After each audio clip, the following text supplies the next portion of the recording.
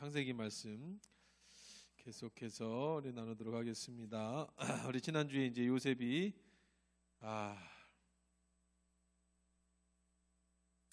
이 형들이 요셉을 만나는 장면에서 유다가 아주 조직적으로 그리고 굉장히 설득력 있게 호소를 하죠.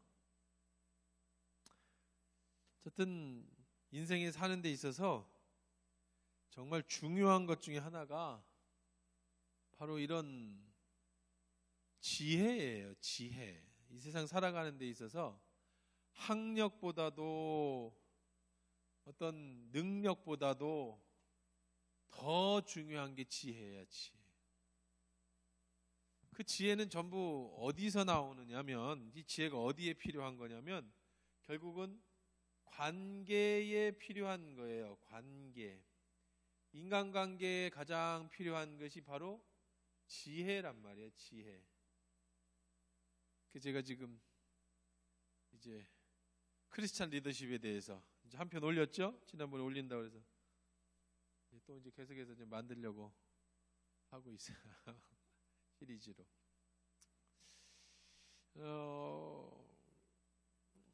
인터넷이 좋은 것 같아요. 유튜브가 이렇게 한번 만들어 놓으면 1년이고 2년이고 3년이고 그냥 계속 볼 수 있잖아요. 그 강의는 온 사람들만 이렇게 듣고 가면은 또 그만이지만 유튜브 같은 거는 한번 찍어 놓으면 오래 가니까 참 매력 있는 것 같아요. 물론 구독자가 늘어나거나 더 보는 사람들이 많아지지는 않지만 그럼 뭐 차차 그 기하급수적으로 늘어나겠지 뭐 좋으면. 그래서 좀 그 내용이 뭐냐면 이제 한번 계속 찍어보려고 그래. 계속 어쨌든 말씀을. 근데 그 핵심은 뭐예요? 지혜죠. 세상을 살아가는 지혜. 크리스찬 리더십의 핵심은 뭐예요? 세상을 살아가는 지혜예요. 어디에서 필요해 그게? 리더십이라는 건 관계거든요. 다른 사람들과의 어울리는 관계. 결국은 다 우리들 인간 관계 아닙니까? 태어날 때부터 죽을 때까지 우리 관계 속에 살다 관계 속에 죽는 거예요. 태어날 때 부모와의 관계로 태어나잖아요. 산부인과 의사하고 사이의 관계로 태어나잖아요. 죽을 때 내 몸을 씻어주는 장례 도우미, 장례 지도사, 그 사람과의 관계 속에 우리는 가는 거예요. 그러니까 사람은 태어나서부터 죽을 때까지, 짐승은 뭐 자기들 스스로 나서 잘 하지만 사람은 결국 태어나서 죽을 때까지는 계속 인간관계 속에서 부모를 만나고 교사를 만나고 친구를 만나고 그 다음에 상사를 만나고 그 다음에 거기에서 또 좋은 만남의 손길, 돕는 손길의 역사가, 그래서 인생이 그렇게 풀어져 가는 거예요.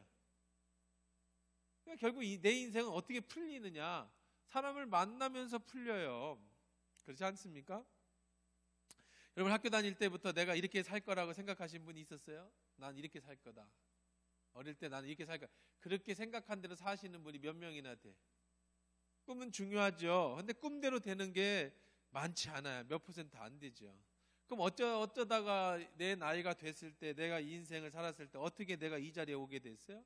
다 돌아보세요. 결국은 만남이에요. 어떤 사람을 만났느냐. 그래서 어떤 사람, 그 사람에게 리더십이 뭡니까? 관계, 리더십이라는 것은 무슨 뜻이냐면 서로의 관계에 영향력이라는 거예요. 영향력. 리더십의 다른 얘기는 영향력이라고 하는 거예요. 영향력이라는 것은 내가 저 사람에게 영향을 끼치고 그 사람으로부터 영향을 받고 서로의 영향력. 그러니까 결국은 어떤 영향력에 의해서 사람이 인생이 바뀌게 돼 있어요.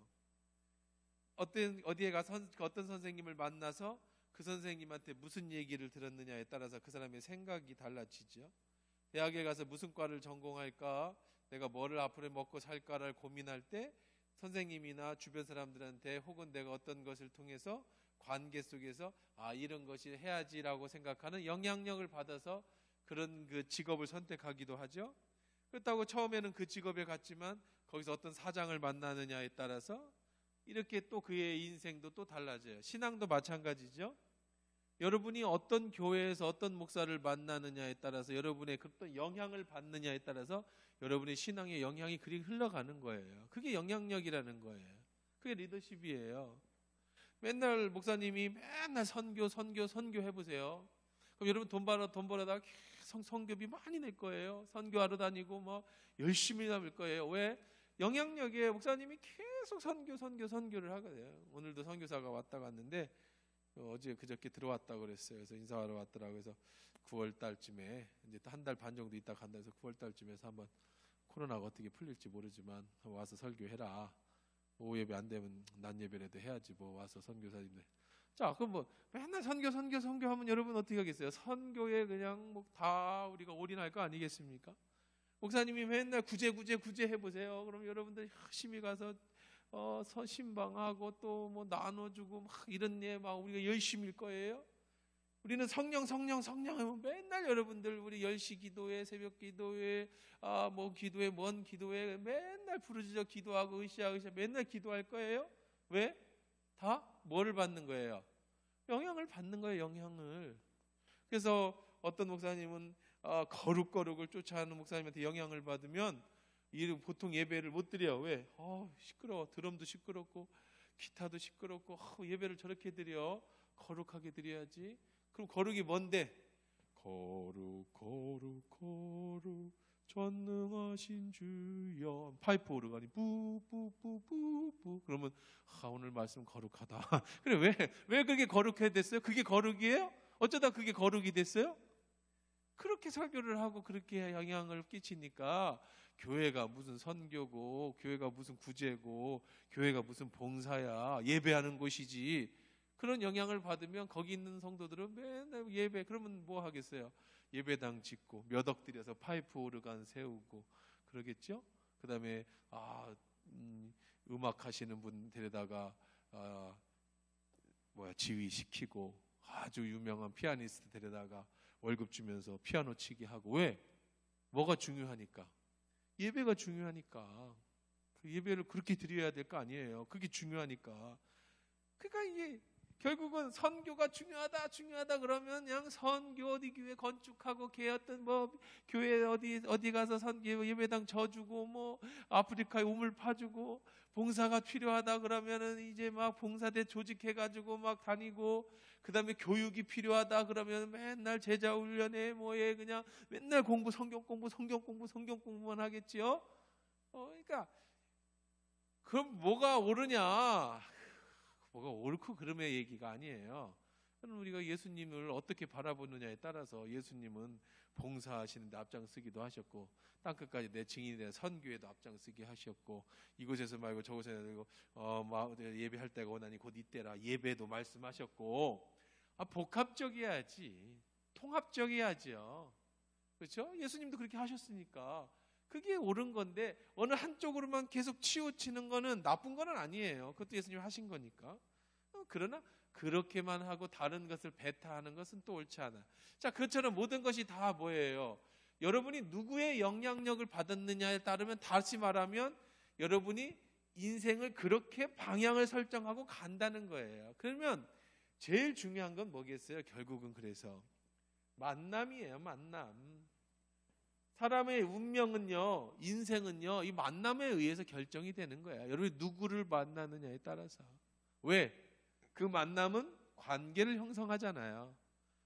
어떤 부모를 만났느냐, 그 부모를 만났느냐에 따라서 10대인데 벌써 몇 억씩 주식을 가지고 태어나는 금수저로 태어나는 사람이 있을 수 있잖아요. 우리나라 그런 애들이 있대잖아요. 10대 아직 10대가 안 됐는데 몇 억씩 재산이 아버지한테 물려받아. 그럴 수도 있죠. 왜? 그런 아버지와의 관계 속에서 만났으니까.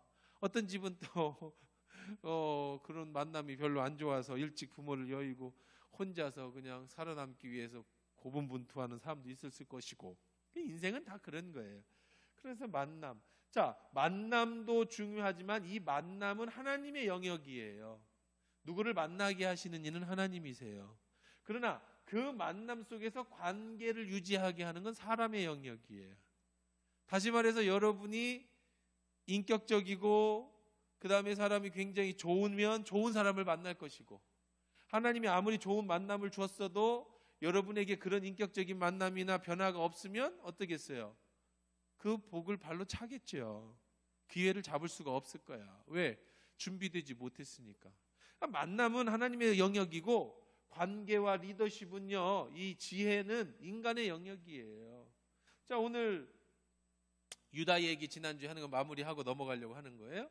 자, 유다가 이제 요셉을 만나게 됩니다. 이미 엄청난 문제를 일으켰어요. 무슨 문제를 일으켰어요? 지금 베냐민이 요셉의 은잔을 훔쳐갖고 도망쳐버렸단 말이에요. 그래서 잡혀왔어요. 그래서 요셉이 베냐민을 잡아놓고 너희들은 가라. 그런데 갈 수가 없어요. 왜요?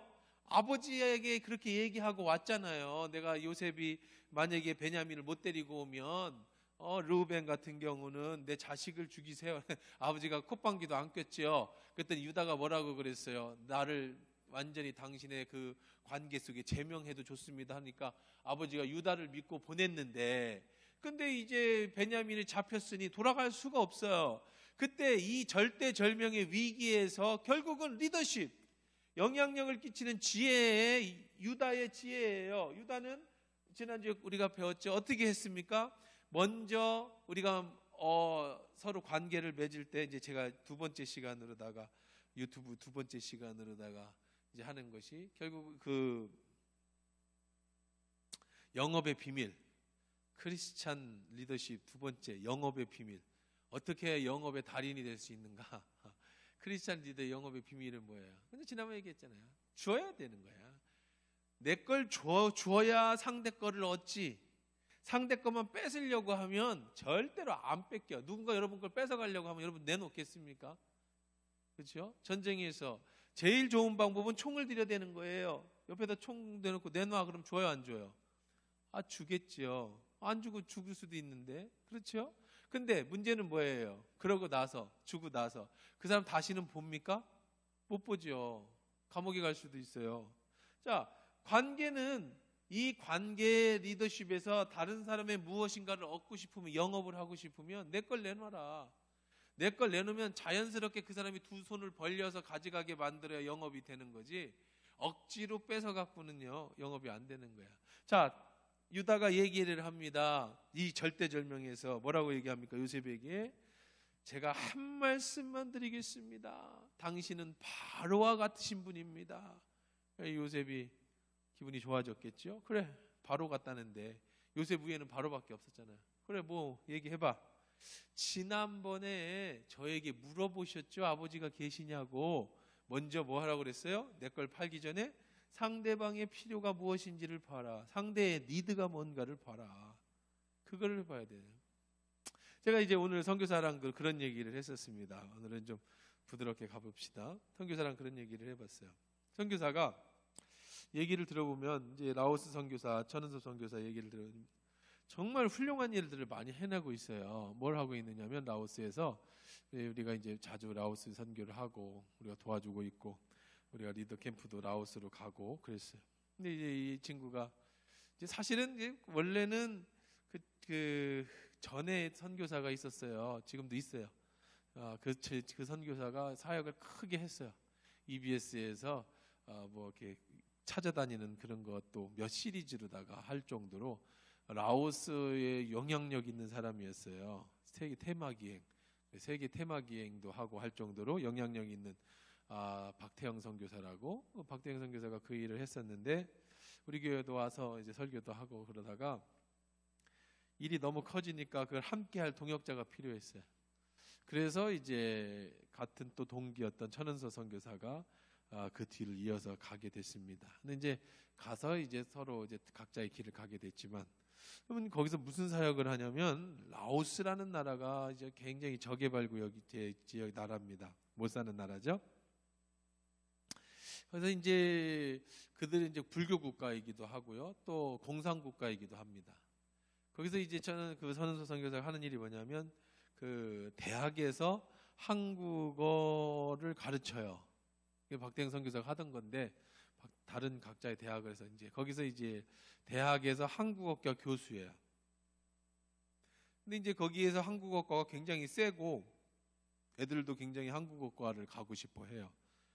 왜냐하면 한국 기업들이 라오스에 들어가 있고 또 우리나라에서 그런 저개발 국가들을 장학금을 주어서 이 학교에서 가르칩니다. 그래서 전북대니 뭐 이런 데서 이 장학생들을 꼭 뽑아요. 그런데 거기에 장학생이 되려면 한국어가 가능해야 하잖아요. 그래서 한국어과가 굉장히 유명을 합니다. 그래서 그 전은서 선교사가 이제 한국어과에서 교수를 하다 보니까 엄청난 효과가 있는 거예요. 젊은 애들 특히 그 아이들에게 한국어를 가르치면서 복음을 전하는. 그러니까 이제 굉장히 이거는 뭐 아주 선교에 굉장히 좋잖아요. 그래서 이제 그걸 한 10년 됐을까요? 뭐 가까이 그렇게 하다 보니까 제자들이 많아진 거예요. 그러면서 아주 능력 있는 사람들이 크리스찬들이 되고 그래서 지금 선교센터를 운영하고 있다고 하더라고요. 선교센터에서 이제 한국어를 가르치고 학교에서도 가르치지만 거기에서는 이제 중학, 고등학교 애들까지 이제 학원식으로 돈을 받고 하는 건 아닙니다만은 그래서 한국어를 가르쳐 준다고 애들을 모여서 한국어도 가르쳐 주고 그 중에 정말 전도를 하면 쫓겨나고 추방당하니까 십자가를 걸어놓고 이 공부하기 전에 찬송도 부르고 기도를 하고 시작을 하면 선생님이 믿는 종교가 뭡니까? 그러면은 이제 그 신실한 애들 있잖아요. 쟤 따라서 한번 가봐라. 그래서 이제 라오스 현지 교회로 보낸대요. 그럼 거기에서 예수 믿고 와서 세례를 준대. 참 많이 세례를 많이 줬대. 그리고 이제 그 중에서 능력 있고 실력이 있는 애들을 키워가지고 한국으로 보내. 그럼 한국에 있는 대학교하고 자매교회를 맺어서 그 교회하고 조인을 맺게 해가지고 한국에서 학교를 다니면서 한국 교회 청년들하고 어울리고 그래서 얘들이 다시 신실한 크리스찬이 돼서 라오스로 돌아와서 교사도 하고 의사도 하고 뭐 이렇게 사회 그런 중요한 역할을 굉장히 많이 하고 있더라고요. 그러면서 이제 그런 얘기를 하는 거야. 이제 선교센터도 이제 그 확장해서 학원식으로 하려면은 방도 필요하고 뭐 이렇게 한참 얘기를 해요. 내가 그런 얘기를 했어요. 한국 교회와 자 선교지와 자 보세요. 선교지와 한국 교회. 자, 리더십에 대한 얘기를 해볼게요. 이 관계라는 얘기를 해볼게요. 관계는 영향력이라고 그랬잖아요. 서로의. 자, 선교지, 한국 교회. 여기는 담임 목사가 있고요. 여기 선교사가 있습니다. 그렇겠죠? 그러면 서로의 니드가 있어요. 니드라는 게 뭐냐면 서로의 요구가 있단 말이에요. 요구. 선교사의 요구, 니드는 뭘까요? 선교사가 한국 교회에 바라는 니드, 요구가 뭐겠어요? 뭘 요구하겠어요? 선교사는 한국 교회에. 재정. 선교사 돈 벌어서 선교할 수 있는 건 아니잖아요. 한국 교회가 후원을 해줘야잖아요. 뒷받침 해줘야 하잖아요. 지원. 그렇죠? 그 다음에 그 다음에 기도도 필요하겠고 이런 것들이 필요한 것들을 요구하겠죠. 한국 교회에. 자, 그러면 한국 교회의 담임이나 담임 목사든지 한국 교회는 선교지나 선교사에게 무엇을 요구할까요? 여러분, 교회가 여러분은 선교사한테 뭘 요구해요? 요구하는 거 없어요? 알아서 잘해? 요구하는 게 없다는 건 관심이 없다는 거야. 그냥 니들 알아서 잘해. 난 요구하는 거 없어. 넌 너대로 살고 난 나대로 살. 그럼 안 되잖아. 우리가 선교를 해야 되는데. 한국 교회는 선교사한테 뭘 요구하겠어요? 담임 목사님이나 한국 선교사들한테, 교회들한테. 그러면은 왜 보냈어? 선교지에 선교사를 왜 후원해줘요? 뭘 요구해요?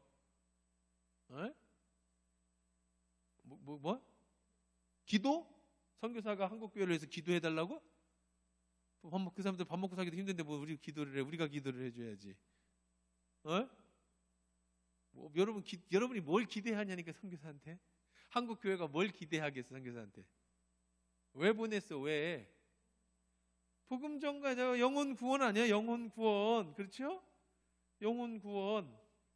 내가 돈 안 써서 선교비 냈어서 선교비 보내줬으니까 너 그거 받고 가서 열심히 복음 전해가지고 뭘 하라는 거예요? 영혼 구원에 열매를 맺으라고요.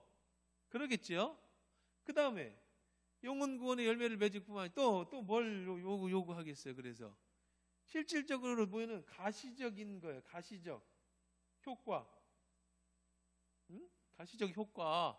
복음을 전해서 그 마을을 전도했다든지, 어떤 뭐 어떤 추장을 전도했다든지, 뭘 해서 아니면 선교 요번에 해서 무슨 뭐 어떤 프로젝트를 완성했다든지, 예? 뭐 예를 들면 우리가 아프리카 우리가 돈 준 걸로 애들한테 뭐 옥수수를 사서 먹였다든지, 예? 우물을 파줬다든지, 아니면 뭐 이거 뭐 일한 뭐를 보여달라는 거야. 일한 효과를 내놔라. 자, 이게 서로의 니드야.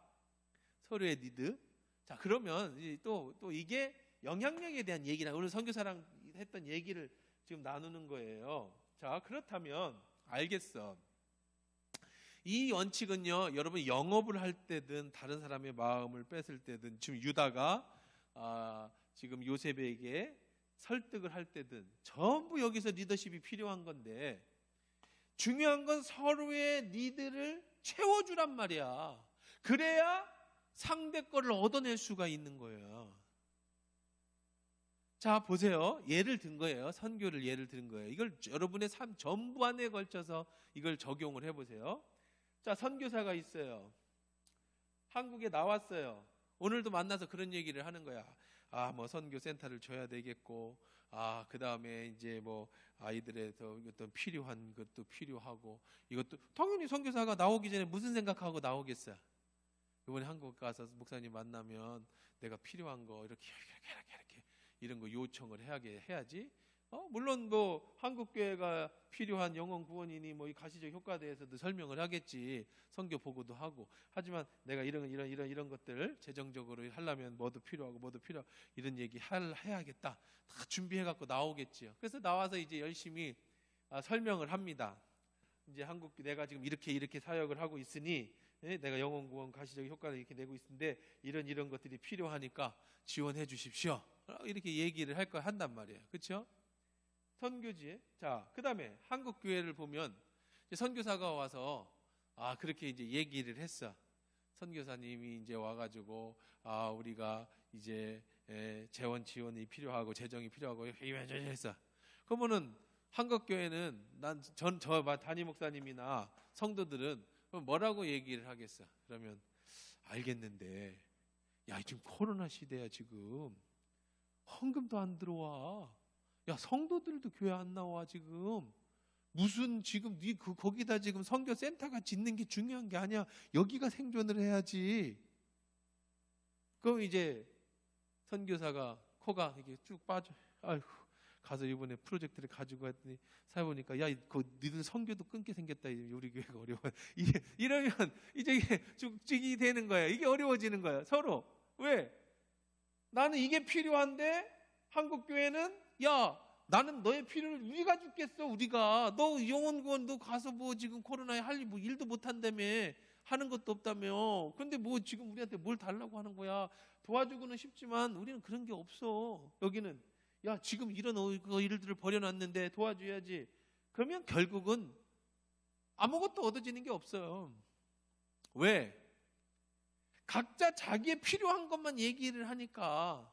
제가 했잖아요. 영업을 하든 사람의 영향을 끼치든 다른 사람의 마음을 빼앗든 어떤 사람의 인간관계 속에서 좋은 효과를 내려면 뭐라고 그랬어요? 내 걸 주라고 그랬잖아요.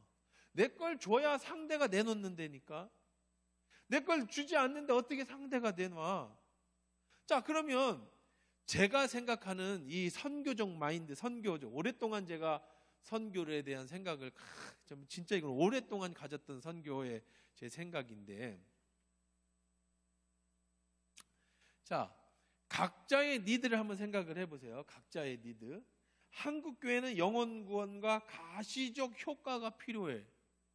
선교에 내가 선교비를 냈으면, 예를 들면 나는 지금 만약 내가 돈 1,000만 원이라도 내 감동이 오면 낼 수 있다 이거예요.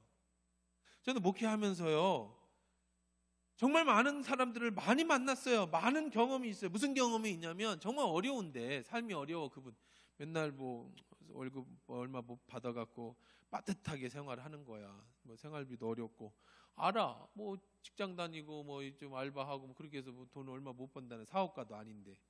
근데 선교사님들 와서 선교 보고하고 감동 오면 몇백만 원도 그냥 갖고 와서 선교하는데 써주세요 하고 내시는 분들 정말 많이 봤어요. 그래서 감동이 많이 와. 야, 이 양반 돈도 없는 양반인데 이렇게 해서 어떻게 하려고 하지? 목사인 나도 참 감동과 함께 이게 걱정이 되는 그런 케이스가 정말 대부분이에요. 물론 하나님이 다 갚아주신다는 약속을 믿고 그렇게 하는 거죠. 자, 그러니까 영혼 구원이든 가시적 효과만 이것만 채워지면, 이것들 우리가 원하는 것만 채워지면 돈은 얼마든지 줄 수 있어요. 돈이 없어서 이런 거 못하는 게 아니야. 한국교회 돈 많아요.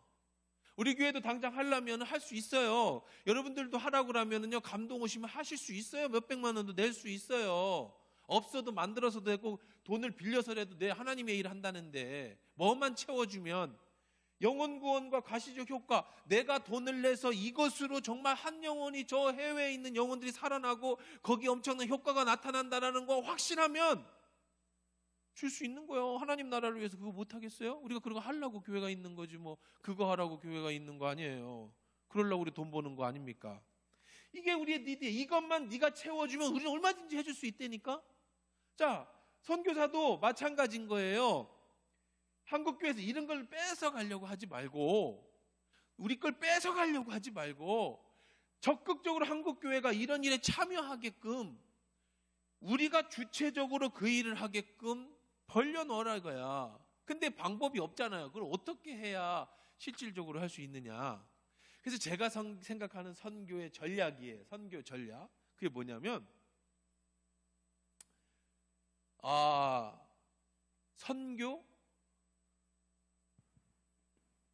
선교 센터. 내가 센터가 되는 거야. 우리 한국 교회가 센터. 무슨 얘기냐? 각자의 니드를 한번 보세요. 자, 이거 굉장히 중요한 앞으로 제가 생각하는 선교의 마인드의 방향이에요. 자, 선교사가 이제 현지 원주민 선교를 한다 이거예요. 혹은 이점 천은섭 선교사처럼 학생들을 향해 가르치는 이런 선교를 한다. 실질적인 선교를 한다 이거예요. 그러면 선교사가 있고, 선교사가 직접 못 합니다. 외국인이 어디 가서 무슨 선교를 해요. 선교사가 누구를 도와주고 누가 일할 수 있게끔 해줘? 현지인들이에요. 현지인들의 현지 목회자예요. 혹은 전도사, 아니면 이런 리더들, 기독교 새로운 리더들, 이들을 훈련시켜서 이들이 어디로 가게? 실질적으로 그 나라 민족에게 들어가도록.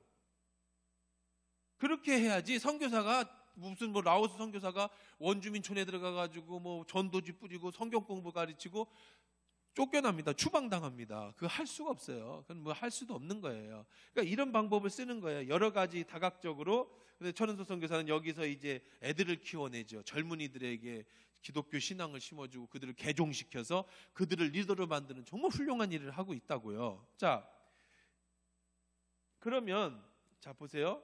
현지 목회자는요 누구의 도움을 받아야 돼요?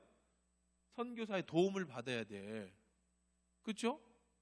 선교사가 와서 우물도 파주고 못 사는 데니까 헌옷도 갖다 주고 갈 때마다 우리나라 퐁퐁 트리오 이런 것처럼 걔들은 빨래 비누가 없으니까 빨래 비누 이런 거 사다가 나눠줘. 그 교회에 와서. 그러면 원주민들이 그 교회 가면 빨래 비누도 받고 거기서 뭘 하고 뭔가 물품이 됐든 뭐가 됐든 지원해 줘야 될 거 아니에요. 누구를? 현지 목회자를. 그럼 이 선교사는 이런 필요한 돈은 어디서 구입해 와야 돼? 어디서 나? 어디서 돈 내가지고 이 사람들을 지원해요? 한국교회가 해줘야 되잖아요. 한국교회가. 한국교회. 자 보세요. 한국교회, 선교사, 현지인, 그리고 그들의 민족이에요. 자 각자의 니드를 한번 보자고. 이들의 니드를 보자고요. 요구 조건을. 한국교회는 아까 얘기한 것처럼 선교사의 그런 가시적인 효과, 열매 맺는 것을 보여달라 이거야. 돈은 내가 감동되면 주겠다. 돈 문제에 대해서 돈은 걱정하지 말고 네가 정말로 제대로 일한다면, 정말 목숨 걸고 일하고 있다면, 그리고 그거에 대한 효과 내는 분명하고 확실한 거나 된다면 우린 도와주겠다. 가서 네가 먹고 뭐 하고 있는지 우리가 어떻게 알아? 가서 놀고 있는지 뭐 하고 있는지. 그럼 뭐 가짜 선교사들도 얼마나 많은데. 물론 그들도 다 훌륭해. 거기에서 그냥 생존하며 살고 있는 것도 고맙지. 힘들고 어려운데. 근데 그런 사람들을 위해서 뭐 효과도 없는 일에 우리가 계속 몰아줄 수는 없는 거잖아요.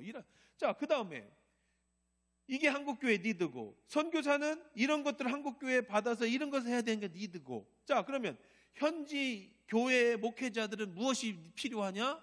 제일 필요한 것은 선교사가 주는 뭐예요? 어떤 뭐 구제, 제일 필요하겠지. 옛날에 우리 어려웠을 때 미국 선교사가 오면은 우유라도 주고 빵이라도 주고 뭐 미국 뭐 소세지라도 주고. 그럼 그게 좋을 거 아니에요. 우선 구제고. 근데 이거는 도구예요. 진짜 이들에게 필요한 게 뭐겠어요? 이 현지인과 목회자들에게 필요한 게, 이 사람들에게 진짜로 필요한 거는요, 신학이에요. 신학. 왜냐하면 이 사람들은 신학교도 제대로 나오지 못했어요. 어려운 시골교회 뭐 현지 교회를 하지만 이 사람들은 샤머니즘하고 기독교화가 섞여서 예수님이 누군지 하나님이 누군지도 제대로 몰라. 신학교육을 받아본 적이 없어. 왜? 신학교가 없어요. 있어도 공산주의나 이런데. 그럼 어떻게 교회가 생겼느냐? 오래전에 선교사들이 가서 200년 전에 선교를 해준 거야. 태국인이, 라오스니, 캄보디아니, 베트남이니, 이 산에 가면은요, 이 시골로 들어가면 교회에 다 있어요. 다. 목사들 다 있어요. 그 목사들 중에 순교한 사람들도 엄청 많아요. 공산당한테 끌려가가지고. 그래도 끝까지 지켜요, 신앙을. 근데 그 지키는 신앙이 무슨 신앙이냐면 자기 아버지한테 이어진 신앙이에요. 수백 년 동안, 몇 대에 걸쳐서. 그런데 문제는 뭐냐면 그들이 교육을 받지를 못했어요. 무슨 교육을? 성경 교육을 받지를 못했어요. 그러니까 그들이 예수를 믿는데 어떤 예수를 믿느냐면 그 전령 숭배, 우상 숭배하는 예수를 믿어. 우리가 쉽게 얘기하는 비나이다야. 십자가 앞에 빌면 복 주는. 그런 것만 알지 하나님 나라니 천국이니 우리들이 말하는 신학에서 배우는, 우리들이 배우는 그런 기본적인 성경 공부조차도 안 돼 있어. 근데 그들의 신앙은요, 신학은 안 돼 있는데 신앙은 굉장히 좋아서 목숨을 건다니까요. 그러면 이쪽 선지 목회자나 그 다음에 이제 크고 있는 젊은 전도사들이나 다음 세대 리더들에게 필요한 게 뭐예요? 신학이에요. 공부가 필요해요. 그들이 배워서 어떻게 해야 돼? 또 이 사람 민족들에게 가르쳐야 되거든요. 근데 이 교육이 안 되고 있어요. 왜 안 돼요? 자, 그러면 선교사가 이걸 해주면 되지 않냐? 선교사가 못합니다. 첫째 못하는 이유는 공산국가에서는 이 현지 목회자들에게 성경 공부를 가르치면 추방당합니다. 외국인이 그렇게 할 수가 없어요. 두 번째는 목회자가 현지 그 산에 여기 한 명 저기 한 명 가 있는데 언제 불러다가 성경 공부를 가르쳐? 가끔 가서 물건이나 대주고 기도나 해주고 오는 거지. 선교사들이 그거 못해요. 그러면 실질적으로 선교가 안 이루어져요. 못 이루어져요. 그리고 둘째는 이 선교사들이요, 이것 선교사들도 여러분 잘 아셔야 되는데, 보세요. 지금 이렇게 현지 목회자나 전도사나 현지인들하고 직접 관련할 수 있을 수 있는 선교사가 몇 프로나 되는지 아세요? 거의 없어요. 그럴 수 있려면 언어도 돼야 되고 인맥도 맞춰야 되고, 그 다음에 그런 것들을 진짜 실질적으로 내가 그 사람들을 만나서 교회를 개척하고 선교를 하고, 한국에서도 전도가 힘든데 어떻게 외국어로 가서 그 교회를 건축하기. 선교사들이 실질적으로 선교 일을 우리가 생각하는 이런 영혼 구원이나 가시적 효과를 낼 수 있는 선교사들이요, 정말 많지 않아요. 정말 미안한 얘기인데. 왜? 현실적인 문제가 있어요. 언어의 문제, 그 민족성의 문제, 그 나라. 그러면 선교사들 이렇게 많이 나가 있는데 수만 명씩 나가 있는데 그 사람들 뭐 하고 있어요? 그러니까 그냥 정말로 실질적인 선교를 하기가 어려운 사람들이 많다고요. 자, 그러니까 선교사들이 이 현지 목회자 이런 사람들을 가지고 뭘 하느냐? 현지에 가서 선교사들끼리 경쟁을 해요. 왜 경쟁을 하느냐? 선교사들끼리 경쟁을 해. 왜 하느냐? 한국교회에서의 니드가 영혼구원과 가시적 효과인데 그걸 줄 수가 없잖아. 줄 수 없으니까 자기들끼리 경쟁하는 거예요. 하나 놓고, 어떤 교회 하나 놓고. 그러면 피 터져. 막 여기서 지원해준다, 저기서 지원해준다. 그러면 이제 거기 있는 현지 목회자들은 여기서 얘기해가지고 돈 얻어먹고 저기다 돈 얻어먹고. 그래서 완전히 한국 사람들은 뭘로 보느냐 하면 한국교회를 그냥 돈 대주는 어떤 그런 걸로 봐. 그래서 말 잘해가지고 막 교회당 져준다고 하고 뭐 해달라고 하고, 그러면 또 열심히 이제 그걸 이용하죠. 선교사들이 와서 교회당이 필요하고 뭐 그 교회에서 뭐가 필요한데, 그래서 열심히 돈 줘가지고 거기다가 예배당 져주면 그 선교사만 영향이 끼친 게 아니야. 저 사람한테는 저렇게 하고, 그래서 그걸로 밥 벌어 먹고 사는 현지 목회자나 이런 사람들이 너무 많아. 그런가 하면 이거는 그래도 깨어있는 현지인들이고, 대부분의 90%는 누구와 연결이 안 되냐면 선교사하고 연결이 안 돼요. 왜 안 돼? 또 언어가 안 돼. 만날 길이 없어. 한국 선교사들을요. 루트가 없어. 그게 현지 선교의 현실이에요. 현실. 참, 이러면 선교는 엄청 많이 나가 있는데, 한국 교회는 사실 이런 가시적 효과를 원하고 있는데, 근데 막상 현지에서는 이 선교사들이 제대로 일을 할 수가 없어. 그리고 자기들끼리 경쟁하고 자기들끼리 헐뜯고. 왜? 이게 전부 또 자기들의 후원인 한국교회하고 영향이 있으니까 뺏기는 거야. 잘못하면 서로 뺏어가고, 그 막 서로 이간질하고, 선교사들끼리 이 불쌍한 이런 일들이 정말 주변에 많아. 이게 현지거든요. 그럼 이걸 어떻게 해결해야 되느냐? 정말 이 시대에 필요한 선교는 선교 네트워크예요. 선교 센터. 각자의 니드를 다 채워줄 수 있는 선교 방법. 제가 이제 오래전부터 계획하고 생각했던 거였거든요. 어떻게 하면 되냐? 각자의 니드를 보라고. 각자의 니드. 자, 그럼 이제 처음부터 해결해 줄 수 있는 하나의 방법을 찾아봅시다. 한국교회는 영혼 구원과 가시적 효과가 이거 필요하다고 그랬어요. 자, 그러면 그리고 선교사는 재정적 지원이 필요하다고 그랬어요. 그 다음에 현지 목회자들은 선교사를 통한 신학교육과 이런 구제가 필요하다고 그랬어요. 그리고 그들로 하여금 민족을 복음하게 하는 것이 각자의 필요해야. 이 각자를 채워줄 수 있는 제일 좋은 방법이 뭘까? 예를 들면 그거예요. 태국에 치앙마이라는 곳이 있어요. 치앙마이. 제가 여기를 2번인가 3번 다녀왔어요. 왜 다녀왔냐면 치앙마이라는 데는 있는지도 몰랐는데, 제가 노예 일을 하면서 북한 탈북자들이 이 라오스 옆에 국경이 치앙라이라는 데가 있어요. 치앙라이. 그 라오스 국경을 넘어서 탈북자들이 태국으로 넘어옵니다. 탈북 루트예요. 그러면 치앙라이 가까이 있는 곳이 치앙마이예요. 치앙마이 북쪽.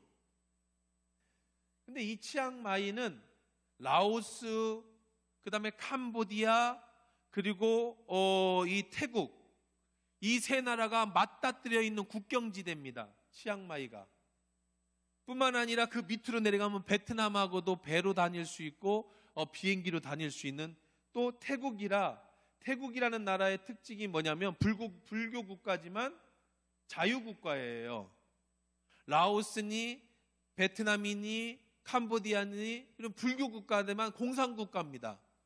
지금 캄보디아는 조금 요즘에 문제가 심각하잖아요. 자, 거기는 자유가 없는데 치앙마이는 자유가 있어요. 그러면 이 치앙마이에다가 이제 제가 그 탈북자 때문에 갔는데, 이 또 치앙마이의 특징이 뭐냐면 이 태국의 치앙마이가 200년 전에, 우리보다 더 먼저 200년 전에 미국 선교사가 태국에 들어가가지고 선교를 정말 잘해놨어요. 우리식으로 말하면 연세대학교, 세브란스 병원, 선교 엄청난 땅 부지, 그리고 치앙마이 쪽에 이 산 쪽에 다 교회를 세워줬어요. 200년 전에. 그리고 모든 것을 다 태국 사람들한테 주고 떠났어요. 이게 미국식 선교 방침이었어요. 우리도 그렇게 했어요. 우리나라도. 그래서 우리나라도 떠나면서 한남대, 뭐 연세대, 이화여대, 뭐 무슨 배제대 다 주고 떠난 거예요. 선교사들이 설립하고. 그 다음에 뭐 무슨 세브란스 병원, 뭐 고등학교, 우리도 뭐 신흥고등학교, 이게 다 선교사, 예수병원 전부 선교사들이 만들어주고 그 현지인들한테 다 주고 떠났어요. 그러니까 지금 태국이 불교 국가예요. 태국의 불교 국가인데 치앙마이에 가면 미국식 선교센터가 정말 잘 해놨어요. 최신 시설로. 그리고 인프라가 잘 갖추돼서 이 치앙마이는요, 복음 전하거나 이 선교하는 일에 굉장히 여기는 뭐 아주 천의 요새입니다. 뿐만 아니라 날씨도 좋고 한국 사람들이 가서 잘 많이 살고 싶어하는 데가 이 치앙마이라는 지역입니다. 자, 이 치앙마이에 사람을 모아요. 어떻게 모으냐? 자, 보세요. 치앙마이에 사람을 모으고 한국 교회, 선교사, 현지인의 니들을 다 채워줘. 어떻게 채워지냐? 그 채워줘서 결국은 뭐냐면 그쪽 민족을 구원하는 거예요. 선교예요. 선교. 영혼 구원하고 그들을 바꿔주는 거예요. 어떻게 채워주느냐? 한국 교회 담임 목사나 한국 교회에 필요한 건 뭐냐면 담임 목사는 가시적 효과, 눈에 보고 싶어. 우리가 매달 10만 원씩 헌금도 주고 선교비도 주고 뭐 파송교회는 뭐 많이 주겠지만 10만 원, 20만 원씩 100불, 200불씩 매달 주고 있는데 선교사가 뭘 하는지 도대체 뭘 하는지 효과를 내는지 보여달라. 우리가 5년, 10년째 선교비를 주고 있는데 니들 뭐 하냐. 가끔 선교 보고를 하고 왔지만 실질적으로 그게 진짜 네 사역인지 남의 거 훔쳐온 건지 알 수도 없고 그러니까 우리는 잘 이해를 못하는 거야. 이게 한국교회 아까 니들이라고 그랬잖아. 각자 필요한 거. 담임 목사님이 이 치앙마이를 갑니다. 선교를 하러. 우선 이제 제가 생각하는 거는 선교센터, 선교 뭐라 그럴까요? 선교회를 구성하는 거예요. 선교회. 그래서 한 달에 10만 원씩 각자 교회에서 내고 어쨌든 그렇게. 그리고 한국 교회 담임 목사가 치앙마이를 올 때 본인 경비는 뭐 당연히 자신의 교회에서 내고 200만 원 정도 선교비를 가지고 옵니다. 떠나기 전에. 자, 왜 그래야 되는지를 알려드릴게요. 그리고 200만 원은 뭐 하는 돈이냐면 이 돈을 갖고 선교사가 자기가 관리하는 현지 목회자와 신학생들을 데리고 거기서 성경 공부할 수는 없어요. 데리고 어디로 오냐면 예를 든 거예요. 치앙마이가 아닐 수도 있어요. 거기 가까운 치앙마이로 이 사람들이 같이 옵니다. 누구를 만나요? 한국에 온 담임 목사를 만나요. 선교사가 옵니다. 선교사가 누굴 데리고 와요? 자기가 관리하는 사람이 됐든 남이 관리하든 상관없어. 하여튼 그 현지인들을 데리고 와. 신학생들이나 현지인들 데리고 와요. 자, 그러면 3명이 모였어요. 3사람의 니드가 필요하죠. 한국교회의 니드가 있어요. 그 다음에 선교사의 니드가 있어요. 3번째에 현지인의 니드가 있어요. 현지인 교회. 각자의 니드가 있다고 그래요. 그럼 한국교회는 뭐가 있느냐면 돈이 있어요. 선교사는 자기들이 해야 될 사역이 있어요. 사역이. 그 다음에 이 현지인들은 실질적으로 자기네 민족을 복음을 전도해야 되는 일꾼들이에요. 자, 그러면 이들이 와서 뭘 하느냐? 이 200만 원으로다가 선교사와 현지인들의 경비를 대주는 거예요. 거기까지 올 수 있는 경비. 그리고 거기서 써야 되잖아요. 일주일이면 일주일, 2주일이면 2주일. 그러면 집도 빌려야 되고. 그럼 뭐 하느냐? 우선 현지 목회자들은요, 외국을 나온다든가 아마 그렇게 하면 이거는 정말 대단한 일이에요. 한 번도 나가보지 못했으니까. 선교사가 자기를 데리고 우리식으로 말하면 일본을 데리고 가는 거야. 얼마나 좋겠어요. 한 달에 5만 원, 4, 5만 원 갖고 먹고 사는 사람이 항공료가 4, 50만 원인데 나가보겠습니까? 못 나가보죠? 그러면 데리고 나오잖아요. 그러면은 이제 치앙마이에서 모아놓고 뭘 하느냐? 한국교회 담임 목사는요, 전부 신학대학원은 다 나온 사람들이에요. 기본적으로. 뭐 할 수 있는 능력을 갖춘 사람이냐면 성경과 신학을 가르칠 수 있는 기본 기술은 다 가지고 있어요. 가서 그냥 설교만 해도 이 사람들은 들어보도 못한 얘기들이에요. 예수님이 누군지만 가르쳐줘도 이 사람들이 들어보도 못한 얘기예요. 그 교회 목사들이, 선교사들이, 그 교회 전도사들이. 왜냐하면 그런 교육을 받아본 적이 없어. 하나님을 위해서 목숨은 바치고 순교까지 하는데 신학 교육을 받아본 적이 없어요. 신학 교육가 없으니까. 공산국가고 오랫동안 탄압받고 핍박받던 민족들이었으니까. 그러면 한국교회 목사가 실질적으로 강의를 해요. 성경걸 가르친단 말이에요. 그리고 실질적으로 이 사람들이 필요한 신학을 배워요. 그리고 이 사람들은 구제가 필요하댔잖아요. 그러면 한국교회 목사가 같이 생활하면서 이 사람들하고 계속 밥 먹으면서 무슨 얘기 하겠어요? 현지 상황을 듣겠죠. 지금 자기네 동네에는 우물이 필요하고 자기네 교회는 어떻게 세워졌고 교인이 몇 명인데 뭐 이런 얘기를 들을 거 아니에요. 계속 밥 먹고 둘이 뭐 할 거예요? 거기 앉아서 선지들 얘기할 들을 거 아니에요. 그러면 이 목사가, 한국교회 담임 목사가 현지 상황을 현지인 담임 목사하고 얘기를 통해서 실질적인 라오스든지 캄보디아니 베트남인지 구석구석에 어떻게 선교를 해야 되는 정책을 수립할 수가 있어요. 어떻게 우리가 도와서 니들이 어떻게 전도하는데 우리가 도와줄 수 있는지, 우리가 전도지가 필요하다면 여기서 전도지를 만들어주고 전도 물품이 필요하면 여기서 전도물, 실질적으로 이 사람들이 뭐가 필요한지를 볼 수가 있는 거예요. 그러면 선교사는 무슨 리드가, 선교사들에게는 뭐가 있더라 했어? 한국 교회가 실질적으로 가시적 효과를 보여. 그러면 한국 목사가, 선교사가 이 사람들을 데리고 왔으니까 선교사가 지금 무슨 일을 하고 있는지 실질적으로 보죠.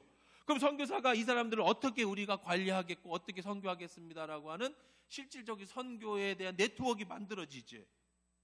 자, 이게 1단계예요. 그러면 담임 목사가 한국에 돌아와요.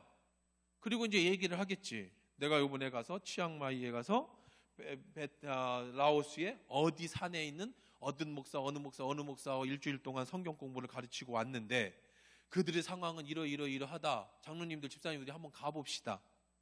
그러면 비행기 타고 여기 치앙마이를 오는 게 아니라 다음에 나를 잡아서 교인들과 함께 어디로 가는 거예요? 현지 교회를 가는 거예요. 그리고 눈으로 봐. 어떻게 이 선교사가 일을 하고 있고 우리가 어떻게 도와줄 수 있고 어떻게 하겠는가. 그러면 그거에 대한 실질적 지원이 되죠. 보고 왔으니까 선교사가 이런 일을, 이 사람들 데리고 이런 일을 하겠다고 하면 재정적 지원을 얼마든지 해주는 거야. 실질적으로 보고 왔으니까. 전부의 필요한 니들을 다 채워주는 선교 정책이에요, 이게. 좋은데 해보려고 그래요. 어떻게 하냐? 지금은 코로나 시대라 뭐 가보지도 못하고 그냥 선교사들도 지금 코로나라 지금 다 들어오잖아요. 들어와서 이제 뭐 실질적인 얘기를 못 하는데 코로나가 끝날 것을 대비해서 이런 선교회를 하나 우선 조직을 하고 제 주변에 있는 목사들은 이런 얘기하면 다 알아들어. 목사님들은 뭐 실질적인 얘기하는 거니까. 그래서 선교회 한 우선 5명이면 5명을 모집을 해. 그래가지고 한번 치앙마이나 어디서 선교센터를 가지고 가서 열어 이 신학교육을 열고 이 사람들 와서 이걸 한 번만 돌아가면 이제 목사님들이 감동을 받을 거 아닙니까? 이렇게 선교가 되고 있다는. 그러면 이거를 가지고 이제 주변에 있는 목사들을 또 계속 포섭을 하죠. 이게 다단계식으로. 그러면 이게 또 어디까지 확장될 수 있느냐면 오늘도 선교사랑 그런 얘기를 했습니다만은 니들이 필요한 게 뭐냐? 예를 들어서 라오스가 필요한 게 뭐냐? 애들이 음악이나 기독교 이런 문화 예배 드리는 것을 본 적이 없으니까 그러면 한국교회 청년들 날 잡아 라오스에서 아니 치앙마이에서 모여 아니면 라오스에서 모여 그건 상관없으니까 그리고 현지에 있는 청년들 20명 한국교회 청년 20명이 함께 모여 그리고 일주일 동안 거기서 컨퍼런스를 해. 같이 예배를 드리고 같이 기도하고 청년들 여행 좋아하잖아요. 둘씩 짝지어서 여행을 보내. 그럼 자기네 나라니까 옆에 가이드가 얼마나 신나겠어요. 거기다가 한국어과 애들이야. 그러면은 한국어도 배우고 싶을 거 아니야. 한국에 대한 이 사람들의 동경심이 있으니까. 그러면 같이 친구도 맺어주고 그런 예배 프로그램 또 뭐가 필요하냐? 그러니까 주일학교 교육 이게 전혀 안 돼 있잖아. 다음 애들 교육시키는 문제. 그럼 한국교회에서 주일학교 교사들 아니면 이런 사람들 청년들이 가서 어떻게 우리 60년대 70년대 주일학교 했던 것들 그 여름 성경학교만 하면 애들 막 구름대같이 몰려들 거야. 근데 그런 걸 본 적이 없으니까 어떻게 해야 되는지도 모르잖아요. 정말 지금 우리 애들 막 하나 데리고 공부시키는데 엄청 어렵지만 이 저개발 애들은요 그냥 뭐 모여라 사탕 하나만 주면 수백 명씩 모여드는 때니까 그들에게 어떻게 실질적으로 이제 코로나 이후에 기독교 교육을 시켜서 그 나라를 기독교화, 이 엄청난 이런 프로젝트를 다 만들어낼 수 있는 거야. 그러려면 뭐 해야 되느냐?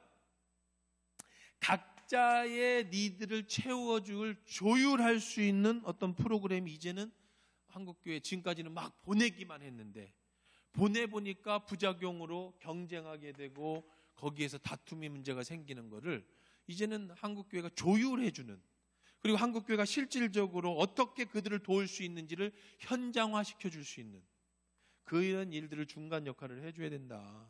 저는 이거 한 오래전부터 제가 선교를 많이 다니면서 보면서 느꼈던 거였는데, 오늘 선교사들 와서 또 그런 얘기를 하면서 제가 이제 이런 나의 프로젝트를 이제 얘기를 해줬어요. 그랬더니 선교사 하는 얘기가 정말 자기들한테도 너무 필요하다. 당장 라오스 같은 경우도 너무너무 필요하다. 뭐 그런 얘기를 해주더라고요. 우린 라오스는 뭐 애들도 데리고 가고 리더 캠프도 하고 가서 애들 다 보고 오고 실질적으로 다 했습니다만은, 이런 모든 필요, 한국교회의 선교의 필요, 선교사의 필요, 현지인들의 필요, 이것들이 다 채워지면 그때 열매가 뭘로 맞아지느냐? 실질적으로 일하는 건 현지인들이에요. 이들이 가서 한국의 지원을 받아서 그들이 자기네 민족을 구원하고 전도해서 하나님의 영광을 위해서 쓰임 받는 거죠. 이런 좋은 프로젝트 여러분들 생각날 때마다 한번 기도해 주시고요. 제가 왜 이제 오늘 말씀도 못 들어가고 이제 맞춰야 되겠는데, 유다가 요셉에게 한 말이 이거예요. 당신의 필요, 요셉의 필요가 뭐였어요? 왜 우리 아버지한테 관심이 있을까? 효. 그럴 때 유다가 얘기를 합니다. 당신이 우리 아버지의 뜻이냐 물어봤죠. 그랬지. 사실은 우리 아버지한테는 이런 자식이 있었는데 요셉이 베냐민이었죠. 그렇게 이제 설명을 한 거예요. 그러면서 요셉의 마음을 자극시킵니다. 그랬더니 요셉이 결국은 어떻게 해요? 요셉이 마지막에 이제 45장 1절만 보고 마치십시다. 같이 읽을게요. 시작. 요셉이 시종하는 자들 앞에서 그 정을 억제하지 못하여 소리질러 모든 사람을 자기에게 물러가라 하고 그 형제들에게 자기를 알리니 그때 그와 함께한 다른 사람이 없었더라. 결국은 요셉이 그 정을 억제하지 못하고 이제 자기를 밝히게 되죠. 이제 다음 주에는 이제 그 내용을 이렇게 하도록 하고, 오늘 말씀 정리해 보십시다. 정말 우리에게 필요한 건 지혜예요. 그 지혜는 어디에서 이루어지느냐? 인간과의 서로의 관계에서 이루어지는 겁니다. 그 관계의 지혜, 그 관계의 핵심은 뭐냐면 나누어 주는 데 있어요. 남의 것을 뺏으려고 하면 절대로 그 관계가 유지되지 않아요. 주라 그러면 후히 주시고 차고 흔들고 차고 넘치도록 채워주시리라. 내 것을 내어 놓을 때에 상대 거를 얻을 수가 있는 거예요. 이게 세상 일도 다 그렇잖아요. 그러면 오늘 여러분들 잘 기억하면서 하나님 기도하십시다. 시간에 기도할 때 하나님 우리가 세상을 살아가는 지혜를 허락해 주시고 사람과의 관계 속에서 하나님 각자의 필요한 것들을 채워줄 수 있는, 그리고 하나님 만남의 손길과 돕는 손길을 통해서 하나님 나라와 역사가 이루어진다고 하셨으니 우리들이 만나는 사람들, 우리 자녀와 우리 가정이 우리 형편에 만나는 사람들 가운데서 하나님 믿음의 관계가 아름답게 세워지고 그 관계를 통해서 열매 맺는 열매가 이루어질 수 있도록 이렇게 해달라고 합심해서 함께 기도하겠습니다.